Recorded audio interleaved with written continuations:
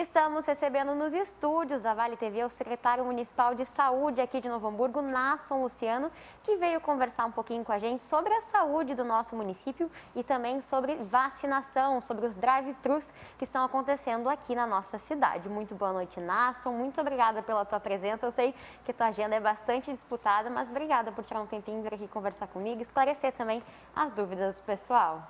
Boa noite, Jordana. Boa noite, os telespectadores da Vale TV.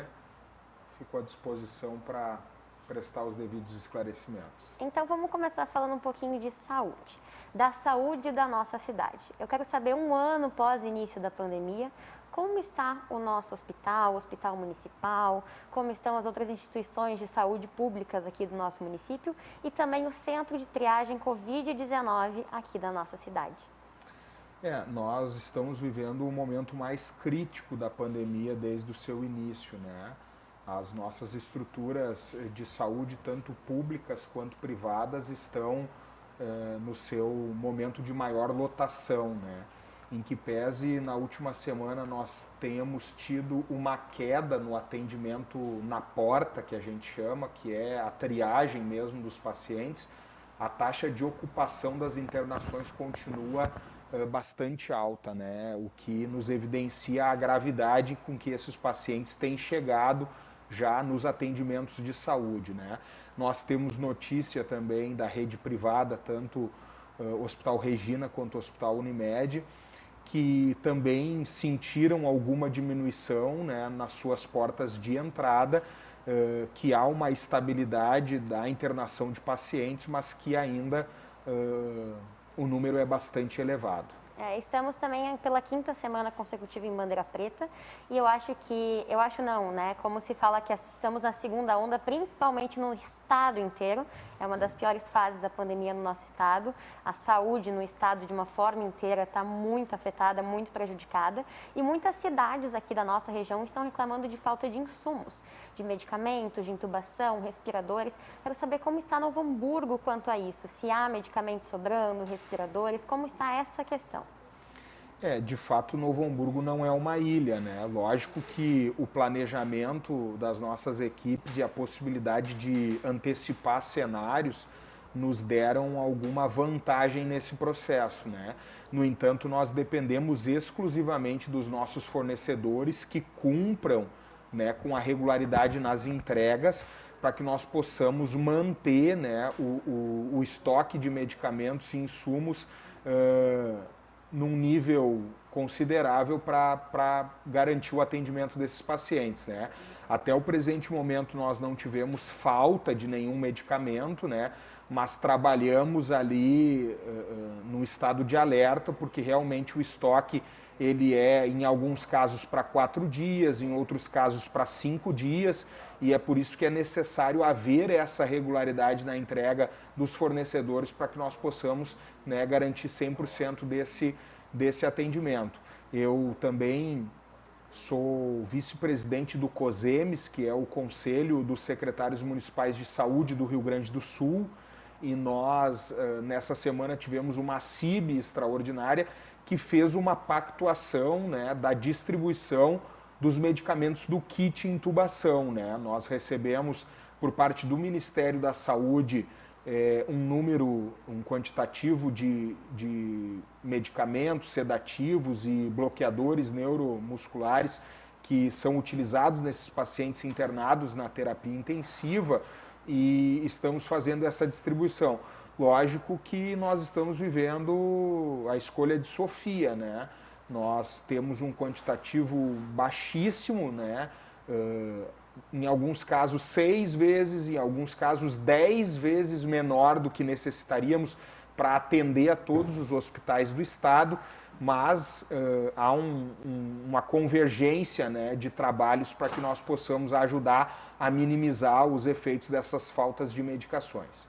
Eu quero saber agora quanto a leitos. Muitas pessoas questionam e pedem a abertura de mais leitos. Eu quero que tu fale para mim se tu sabe mais ou menos assim a média de quantos leitos tínhamos antes do início da pandemia da Covid-19, quantos foram habilitados e se existe algum planejamento para expandir ainda mais a capacidade de leitos do município, tendo em vista também ao nosso telespectador que o centro de triagem Covid-19 também já passou por uma ampliação recentemente.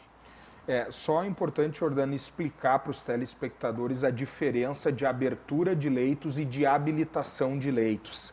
A habilitação de leitos é quando o Ministério da Saúde paga uma ajuda, um custeio pelo fato de tu ter aqueles leitos. Ou seja, desde o início da pandemia, nós iniciamos a pandemia com 10 leitos de UTI não Covid, mantemos esses 10 UTI não Covid e abrimos 33 novos leitos Covid nesse período. Desses 33 leitos, inicialmente, vamos dizer, desse universo de 43 leitos, né, de UTI, os 10 não Covid mais os 33 Covid, nós temos na UTI não Covid uma habilitação federal que já aconteceu há muitos anos e nós recebemos uma diária de UTI no valor aproximado de R$ 900 por leito, tá? Desta habilitação federal não Covid. Pós-período pandemia, o Ministério habilitou leitos em várias cidades do país, fornecendo esse custeio. A UTI Covid ela tem o dobro, é R$ 1.600 a diária de UTI. Desses nossos 33 leitos, nós tínhamos 8 leitos habilitados até dezembro, né? Em dezembro, o Ministério da Saúde desabilitou todos os leitos do país. Agora, na semana passada, foi publicada no Diário Oficial da União uma habilitação de 17 leitos Covid, né? Que são leitos já existentes no município, a gente apenas passou a receber essa ajuda, esse custeio do Ministério Federal por parte desses 17 leitos. Então, se nós levarmos em consideração esses 17 mais os 8 que a gente tem em análise, nós estaríamos falando de 25 leitos, né, de UTI habilitados, num universo de 33, onde o município continua aportando recursos próprios para manter esses leitos. Do ponto de vista da abertura de leitos, como eu disse, então, nós iniciamos com 10 leitos de UTI e abrimos 33 leitos de UTI Covid ao longo desses 12 meses do período de pandemia, né? O que representa aí 300% a mais de abertura de leitos.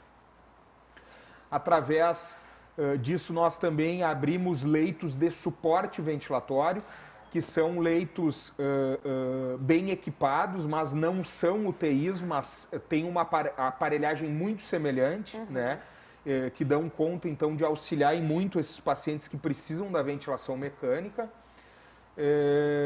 E nós abrimos, né, 82 leitos clínicos 100% Covid, né? Então, sobre esse aspecto, fazendo remanejos internos das nossas estruturas, o município conseguiu ampliar, né, todo esse quantitativo de leitos para atender esses pacientes oriundos do Covid-19. Nossa, que grande aporte que o município está fazendo. Realmente é muito importante essa diferença de abertura e habilitação. Falando do centro de triagem Covid-19, eu quero saber se existe um perfil agora com essa nova variante que está circulando de pacientes que chegam, porque no início da pandemia muitos falavam na grande infecção por idosos. E agora parece que as faixas etárias estão diminuindo, as idades, os jovens estão chegando muito debilitados, ficam debilitados muito rapidamente. Como está o perfil desse pessoal que chega no centro de triagem Covid-19? Mais idosos, mais jovens, há uma mescla, como está sendo? Os idosos ainda continuam em maior número por conta da vulnerabilidade que está associada à questão idade e às comorbidades, né? No entanto, o que a gente percebeu é que os pacientes atuais estão chegando numa condição de agravamento lá na estrutura de saúde, né? E depois de internado, a gente acompanha que a evolução desse paciente para descompensar, que a gente chama, é muito rápido, né? Sim. Então, nós temos trabalhado agora com casos mais graves.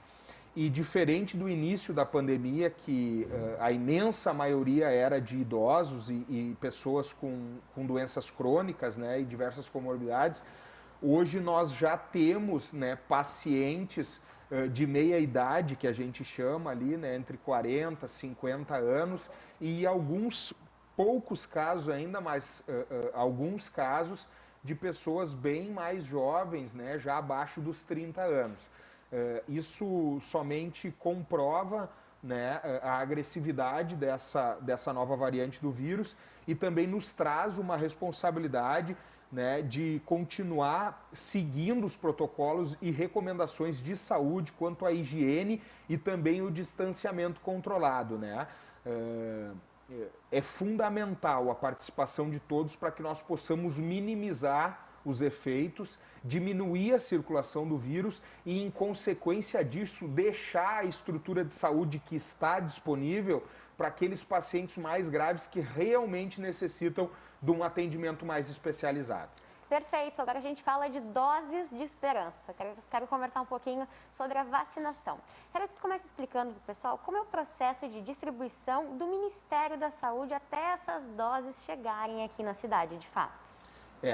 A vacina, sem dúvida, é a principal estratégia de combate, né, e controle da pandemia. Sem dúvida, nós temos que nos render à vacinação. E o Ministério da Saúde é quem tem a prerrogativa exclusiva para adquirir vacinas e distribuir aos estados. E os estados, por sua vez, repassam esse quantitativo aos municípios, que têm a competência única e exclusiva de promover a execução, a aplicação dessas vacinas nos grupos prioritários, que é o Ministério da Saúde que determina.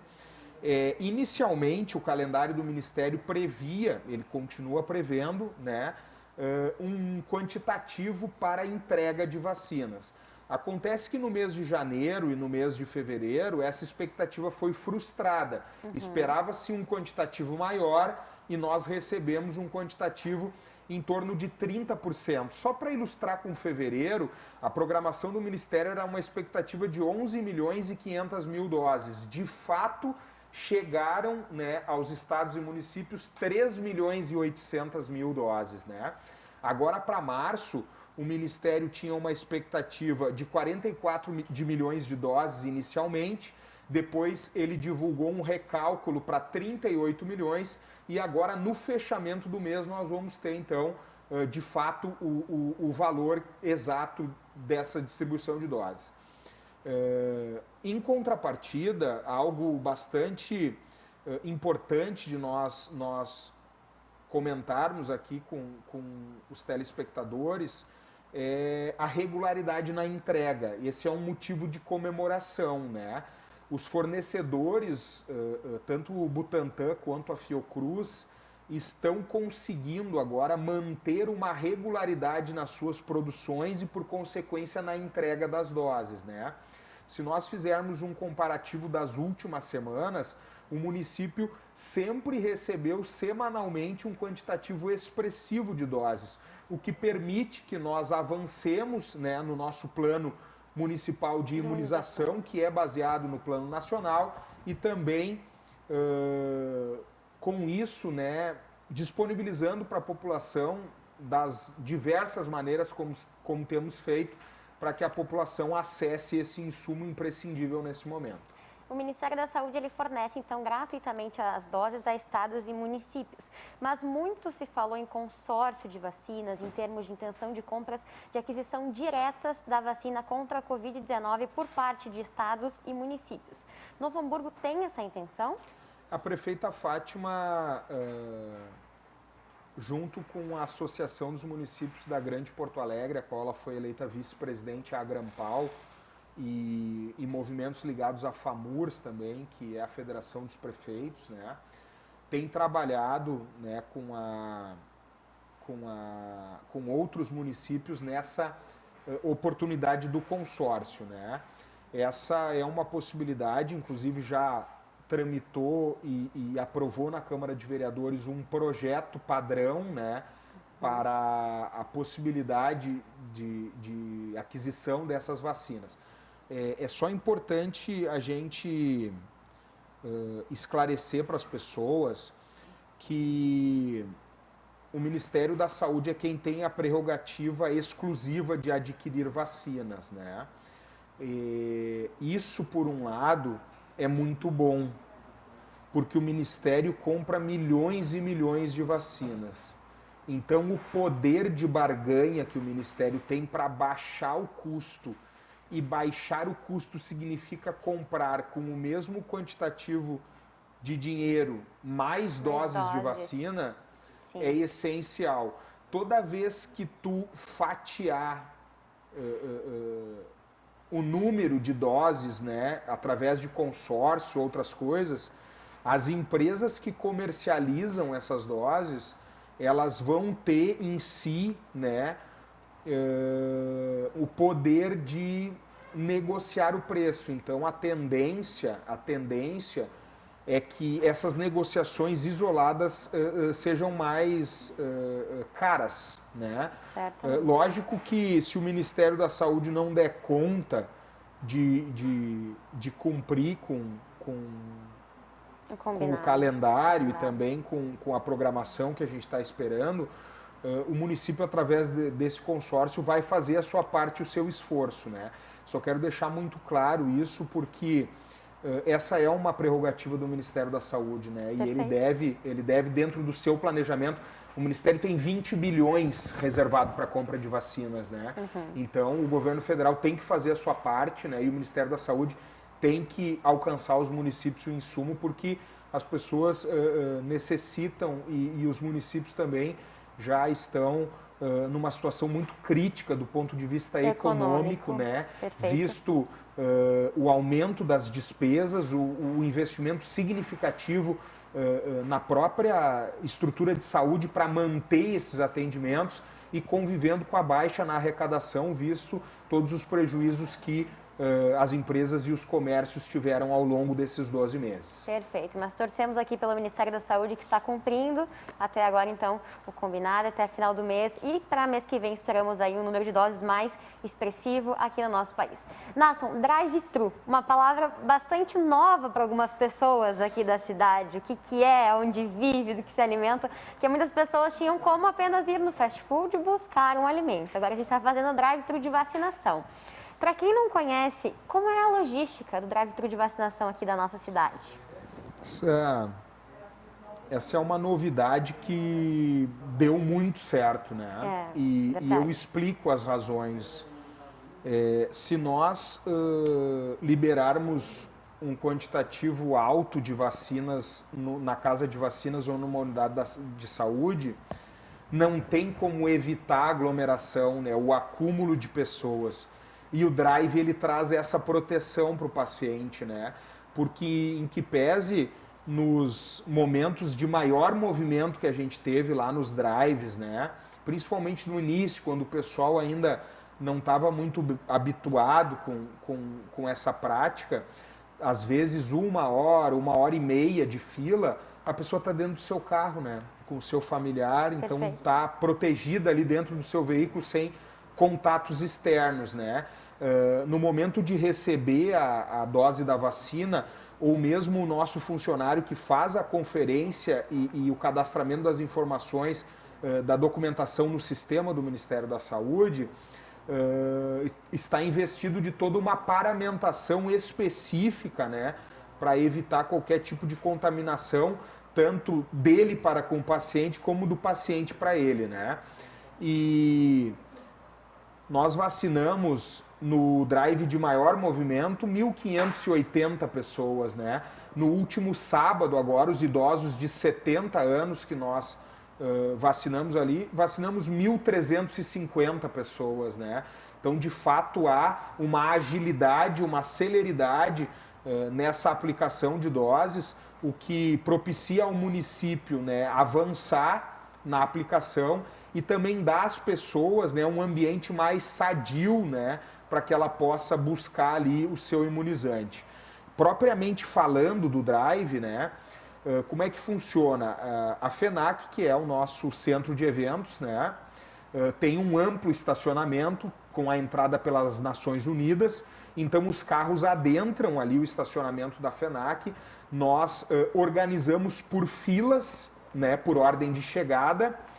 E conforme, então, os guichês que ficam dentro do pavilhão da FENAC, organizados também, né, às vezes são 6, às vezes são 5 guichês, dependendo do número de funcionários que a gente consegue mobilizar. Mas então a gente monta essa estrutura, né, e aí vai então dividindo essas filas que são formadas no estacionamento lá dentro dos pavilhões. Vamos então fazendo a checagem, conferência dos documentos, preenchimentos e aplicação da vacina.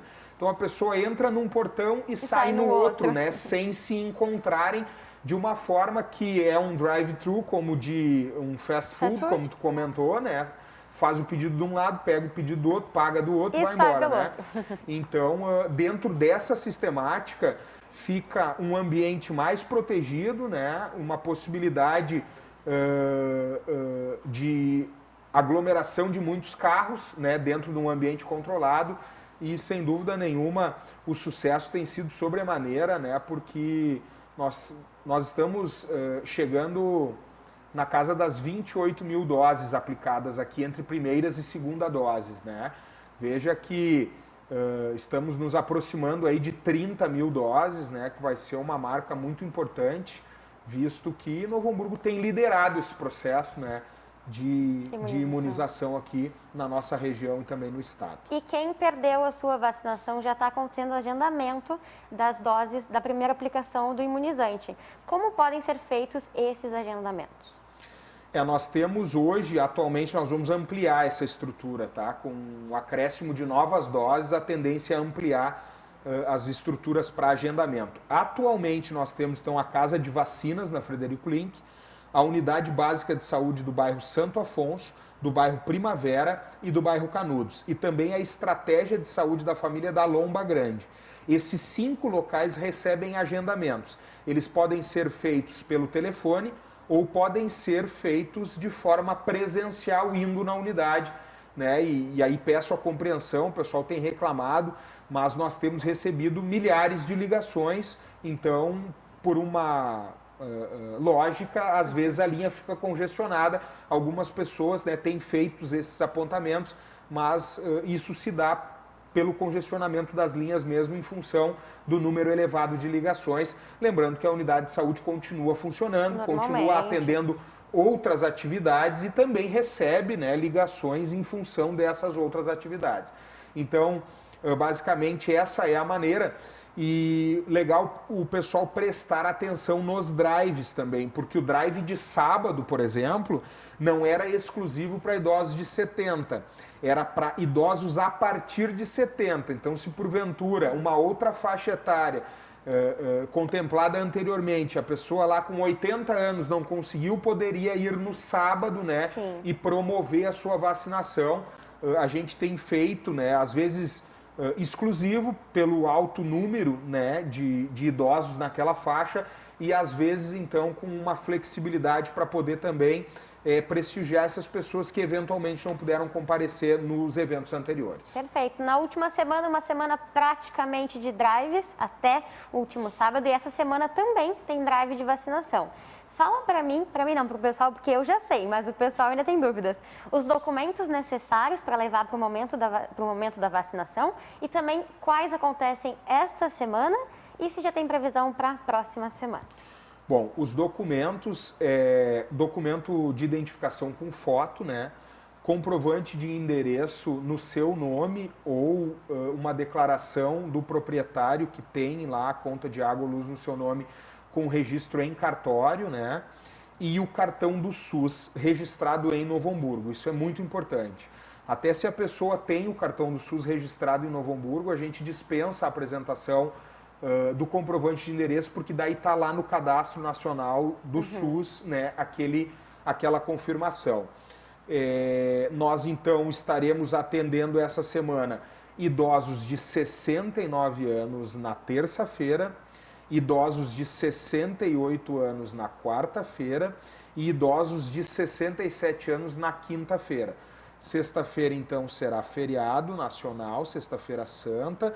No sábado, nós não teremos atividades. Domingo, então, domingo de Páscoa, não teremos atividades.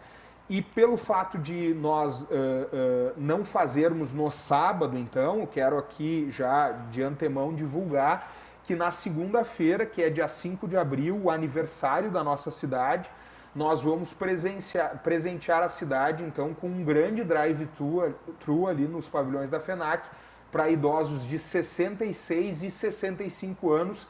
Juntos estaremos atendendo das 8 às 17, abriremos 1 hora antes e encerraremos as atividades 1 hora depois, justamente para trazer nessa data tão especial que é o aniversário da nossa cidade, né, essa possibilidade de atender os nossos idosos da faixa de 66 e 65 anos.